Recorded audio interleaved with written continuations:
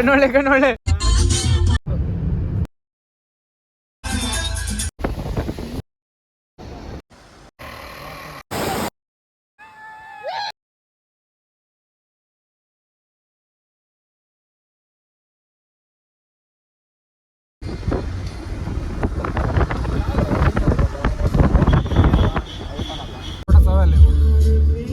ನಮ್ಮನ್ ಬಗ್ಗೆ ನೋಡಿದ್ರೆ ಒಳಗೆ ಕೆಳಿಕೆ ಬೀಜ ಬಾಯಿಗೆ ಬರ್ತವೆ. ಇಲ್ಲಲ್ಲ ಮಗ, ಅಲ್ಲಿ ಅಂದ್ರೆ ಮನೆ ಕಣ್ಣು ನೋಡ್ಬೇಕು,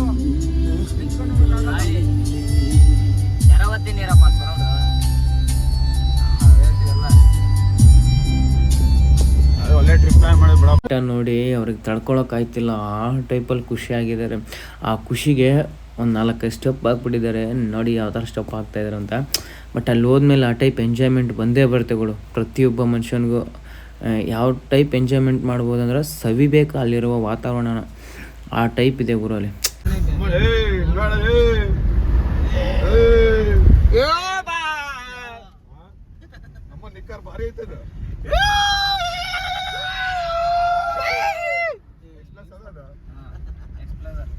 ಎಕ್ಸ್ಪ್ರೆಸರ್ ಅಲ್ಲ, ಪ್ಲಸ್ ಎಕ್ಸ್ಪ್ರೆಸ್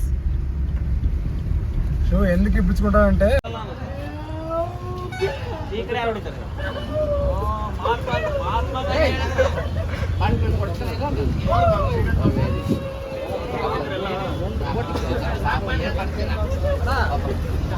ಕಣ್ಣೊಳ್ಳೆ ನೋಡಿಲ್ಲಿ ಫೋಟೋ ತೆಗ್ದಿರ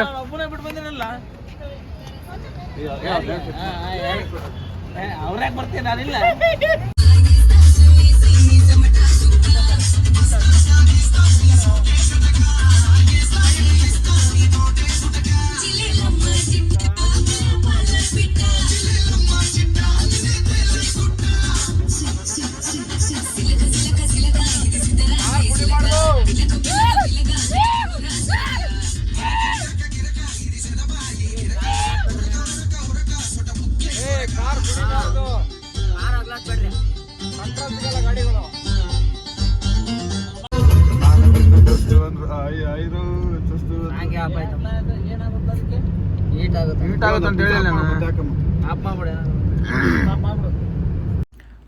ಗಾಡಿ ಚೆಕ್ ಮಾಡಿಬಿಡ್ತಾ ಇದ್ದಾರೆ. ಯಾಕೆ ಚೆಕ್ ಮಾಡ್ತಾ ಇದ್ದಾರೆ ಅಂದರೆ ಪ್ಲಾಸ್ಟಿಕ್ ನಾಟ್ ಅವೈಲೇಬಲ್, ಅಂದರೆ ಪ್ಲಾಸ್ಟಿಕ್ನ ತೊಗೊಂಡು ಹೋಗಂಗಿಲ್ಲ, ಯಾಕಂದರೆ ನಿಸರ್ಗ ಹಾಳಾಗುತ್ತೆ, ಪ್ಲಾಸ್ಟಿಕ್ನಲ್ಲೇ ಬಿಸಾಕಿ ಬರ್ತಾರೆ ಅಂತ. ನೋಡಿ ಅಲ್ಲಿ ಪ್ರತಿಯೊಂದು ಬಾಟ್ಲಿ, ಪ್ಲಾಸ್ಟಿಕ್ ಬಾಟ್ಲಿ ಆಯಿತು, ಪ್ರತಿಯೊಂದೂ ಅಲ್ಲಿ ಚೆಕ್ ಮಾಡಿಬಿಡ್ತಾ ಇರೋದು. ಯಾಕಂದರೆ ನಿಸರ್ಗನ ಹಾಳಾಗಬಾರ್ದು. ಪ್ಲಾಸ್ಟಿಕ್ ಬಾಟ್ಲಿ ನೀರು ಕುಡ್ದೆಲ್ಲ ಅಲ್ಲೇ ಬಿಸಾಕ್ತಾರೆ, ಪ್ರತಿ ಅಲ್ಲಿ ಹಾಕಿದ್ದಾರೆ, ಹಾಗೆ ಚೆಕ್ ಮಾಡಿಬಿಡ್ತಾರೆ. ಅದೊಂದು ಸಾಂಗ್ ಇದೆ, ಊರಾಚೆ ಸ್ವರ್ಗನೇ ಕಾಣುತ್ತೈತೆ. ನೋಡ್ಗುರು, ಮನ್ಸು ಎಷ್ಟು ಸಖತ್ತಾಗಿದೆ ಅಂದ್ರೆ ಅಲ್ಲಿ ಲೈಫಲ್ಲಾದರೂ ಒಂದಲ್ಲ ಸಾಯೋ ಮಟ್ಟ ಅಲ್ಲಿ ಇರಬೇಕು ಅನ್ಸುತ್ತೆ. ಅಂದರೆ ಅಲ್ಲಿರೋರಿಗೆಲ್ಲ ರೂಢಿ ಆಗಿರುತ್ತೆ, ನಾವೇನು ಹೋಗಿರ್ತೀವಲ್ಲ ಅಂದರೆ ನಮ್ಗೆ ಒಂಥರ ಖುಷಿ ಅನಿಸುತ್ತೆ. ನೋಡಿ ಆ ಲೊಕೇಟ್ ನೋಡಿ ಒಂದು 10 ದಿನ ತೊಗೊಂಡ್ಬಿಟ್ಟಿವಿ ನಾವು. ಅದು ಹೇಳೋಕ್ಕೆ ಒಂಥರ ಮುಳ್ಳಯ್ಯನಗಿರಿ ಬೆಟ್ಟ ಅಂದರೆ ಮುಳ್ಳಯ್ಯನಗಿರಿ ಪಿಕ್ ಅಂತ ಅದನ್ನ ಕರೀತಾರೆ. ನಾವು ಅಲ್ಲಿಗೇನು ಗಾಡಿ ಕಾಣಿಸ್ತಿದ್ದಲ್ಲ, ಅಲ್ಲಿ ನಾವು ಗಾಡಿ ಬಿಟ್ಟಿರೋದು. ಅಷ್ಟು ದೂರಿಂದ ನಡ್ಕೊಂಬಂದಿದ್ವಿ, ಏನು ಸುಸ್ತಂಬದೇ ಇಲ್ಲ ಗುರು. ಅಯ್ಯೋ ಯಪ್ಪ, ಟ್ರಿಪಲ್ ಆರ್ ಅಲ್ಲ ನೋಡಿ ನಾವು. ಕೈ ಕೊಡ್ತೆ, ಟ್ರಿಪಲ್ ಆರ್ ಕೊಟ್ಟೆ.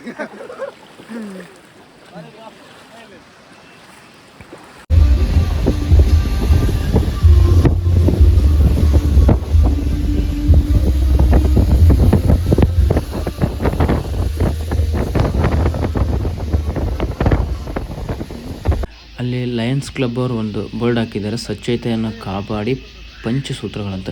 ಅಂದರೆ ಅಲ್ಲಿರುವಂಥ ಪಂಚಸೂತ್ರಗಳಿಗೆ ಒಂದು ಸ್ವಚ್ಛತೆಯನ್ನು ಕಾಪಾಡಿ ಪ್ಲಾಸ್ಟಿಕ್ನ ಬಿಸಾಕಬಾರ್ದು ಅಂದರೆ. ಇದಕ್ಕೆ ಕರೆಕೋಟೆ ಪ್ಲಸ್ ಇನ್ನೊಂದು ಏನಪ್ಪ ಅಂತಾರಂದರೆ ಸ್ಟಾರ್ ಫೋಟೋ ನೋಡೋಕೆ ಹೆಂಗಿದೆ ಅಂದರೆ ಸ್ಟಾರ್ ಆಗಿದೆ. ಇದನ್ನು ಯಾರು ಕಟ್ಟಿದ್ರಪ್ಪ? ಟಿಪ್ಪು ಸುಲ್ತಾನ್ ಜೈಲ್ ಅಂತಲೇ ಕರೀತಾರೆ. ಸೇಮ್ ಹಂಗೆ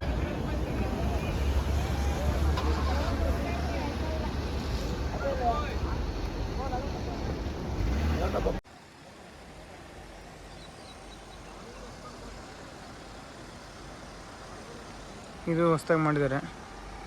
ಅಂದರೆ ಅದಕ್ಕೆ ನಡೆದಾಡೋಕ್ಕೆ ಕಾಲ್ನಡಿಗೆ ಸಖತ್ತಾಗಿದೆ ಗುರು. ಸೆಂಟ್ರಲ್ ನದಿ ಬ್ರಿಡ್ಜು, ಫೋಟೋಶೂಟು.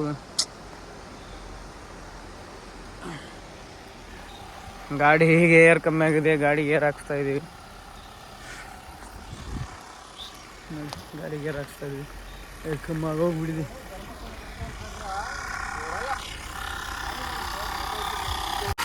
ಪಂಚರ್ ಆಯಿತು ಗಾಡಿ ನಮ್ಮ ಮಾಮ್ದು. ಏರ್ ಕಮ್ಮಿ ಆಗ್ಬಿಡುತ್ತೆ.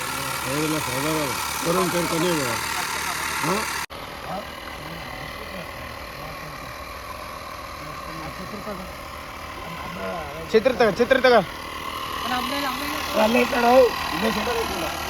ಇನ್ನೊಂದು ಗಾಡಿ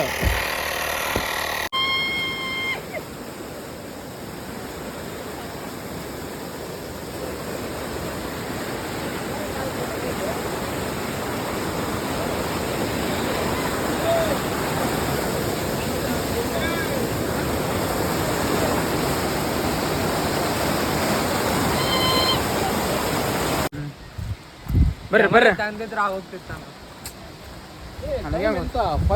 ಟೈಮ್ ఉంది. ಅಂದರೆ ಗುಡ್ಡದ ಮೇಲೆ ಹೋಗೋ ಕಡೆ ಇಲ್ಲಿ ಯಾವುದೇ ಥರದ ವೆಹಿಕಲ್ಗೆ ಅಲೋ ಇರೋದಿಲ್ಲ. ಅವ್ರದ್ದೇ ಆದ ಗೌರ್ಮೆಂಟ್ ವೆಹಿಕಲಲ್ಲೇ ಅವ್ರು ಕರ್ಕೊಂಡು ಹೋಗ್ತಾರೆ. ಯಾಕಂದರೆ ತುಂಬ ಆಫ್ ರೋಡ್ ಇದೆ. ಯಾಕಂದರೆ ಅಲ್ಲಿ ಹೋಗಿ ಬಂದವ್ರಿಗೆ ಮಾತ್ರ ಗೊತ್ತಿರುತ್ತೆ. ತುಂಬ ಆಫ್ ರೋಡ್ ಇರೋದ್ರಿಂದ ಅವ್ರ ವೆಹಿಕಲಲ್ಲೇ ಕರ್ಕೊಂಡು ಹೋಗ್ತಾರೆ. ಒಬ್ರಿಗೆ 500 ರೂಪಾಯಿ ಚಾರ್ಜ್ ಮಾಡ್ತಾರೆ. ಅಣ್ಣ ನಮ್ದು 82 ಲಕ್ಷ ರೂಪಾಯಿ ಬಿಟ್ಟು ಬಂದೀವಿ ಅಣ್ಣ. ಅಲ್ಲಿ 82 ಲಕ್ಷ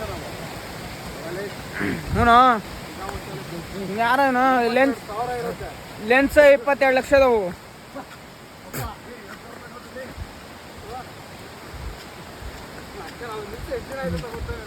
ಯಾರು ಬಾರೋ ಅಪ್ಪ ಸಮಯ ಬಂದ್ವಿ ತಪ್ಸ್ಕೊಬೇಡ್ರಿ ಅಪ್ಪ.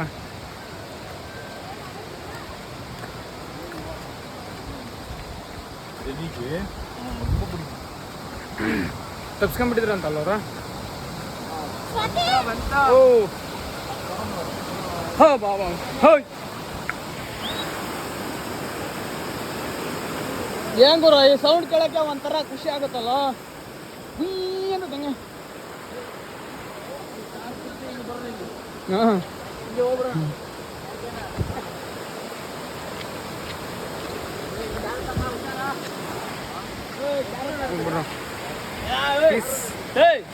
ಅಲ್ಲಿ ಬಿದ್ದು ಸೀದಾ ಈಗ ಹೋಗ್ಬಿಡೋಣ. ಹಂಗೆ ಗಾಡಿ ಹತ್ರ ಹೋಗ್ಬಿಡೋಣ. ಅವ್ರಿಗೆ ಯಾರು ಹೇಳ್ಬೇಡ.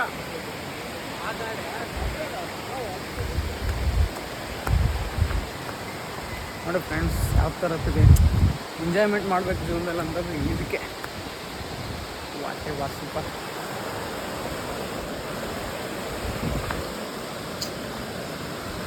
ಏನಪ್ಪ ಇದು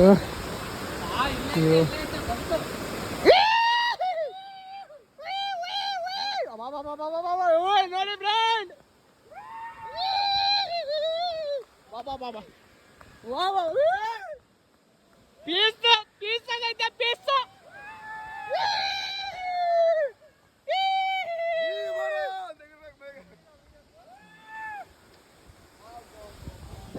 ಹೆಂಗ್ರೆ ಇದು ಪೀಸ್ ಆಗೈತೆ. ಪ್ಲೇಸ್ನ ನೋಡಿಕೊಂಡು ಇನ್ನೊಂದು ಪ್ಲೇಸ್ಗೆ ಹೋದ್ವಿ. ಅದು ಯಾವ ಪ್ಲೇಸ್ ಅಪ್ಪ ಅಂದರೆ ಕತ್ತರ್ಗಿ ವೀರಭದ್ರೇಶ್ವರ ಟೆಂಪಲ್. ಅಲ್ಲಿ ಮೇಲಿಂದನೇ ನೀರು ಬೀಳುತ್ತೆ. ಇದಕ್ಕೆ ಇನ್ನೊಂದು ಏನಪ್ಪ ಹೇಳ್ತಾರಂದರೆ ಶ್ರೀ ಆಂಜನೇಯ ಗುಡ್ಡ ಎತ್ಕೊಂಡು ಹೋದ್ಮೇಲೆ ಗುಡ್ಡ ತಂದು ಇಲ್ಲೇ ಬಿಟ್ಟಿದ್ನಂತ ಇದೊಂದು ಹೆಸರಿದೆ ಇದಕ್ಕೆ. ನೋಡಿ ಯಾವ ಥರ ನೀರು ಬೀಳುತ್ತೆ ಅಂತ. ಇದು ನೋಡೋಕ್ಕೆ ಒಂಥರ ಮಜಾ ಐತೆ ಗುರು. ಈಗ ಎಲ್ಲ ಪ್ಲೇಸು ಚಿಕ್ಕಮಂಗ್ಳೂರು ಇದೆಲ್ಲ ಟ್ರಿಪ್ ಮುಗಿಸ್ಕೊಂಡು ಧರ್ಮಸ್ಥಳಕ್ಕೆ ಹೋಗೋಣ ಅಂತ ಪ್ಲ್ಯಾನಿಂಗ್ ಹಾಕಿದ್ವಿ. ಧರ್ಮಸ್ಥಳಕ್ಕೆ ಬಂದಿದ್ವಿ. ನದಿಯಲ್ಲಿ ಈಜಾಡೋಣ ಅಂತ ಬಂದ್ವಿ. ಕತ್ತಾಗಿರೋದ್ರೆ ಈಜಾಡೋಕ್ಕಾಗಲಿಲ್ಲ. ಮತ್ತು ಹಂಗೆ ಕೈಕಾಲು ಮಾರು ತೊಗೊಂಡು ಶ್ರೀ ಮಂಜುನಾಥ್ ದರ್ಶನ ಪಡ್ಕೊಂಡು ಮತ್ತು ಬೆಂಗಳೂರಿಗೆ ನಾವು ರಿಟರ್ನ್ ಆಗಿಬಿಟ್ಟು ನೈಟ್